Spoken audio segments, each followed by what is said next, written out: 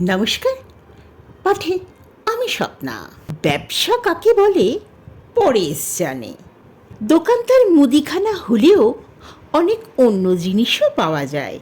এই যেমন দোলিয়ার ভোটে আবির, পুজোয় আড়াল করে বাজি, শীতে কেক, ইত্যাদি ইত্যাদি, প্রভৃতি প্রভৃতি। বছর 16 ছেলেকে শেখায়, চোখ কান খোলা রাখবি, বাজার কোনটা চাইছে।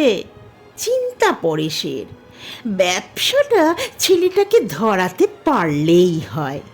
তবে হ্যাঁ, আশা আছে 16 আনা। এই তো গেল হপ্তায় 2 পার্টিতে মারামারি, বোমা, ওই বেলতলাতে মোড়ের মাথায়।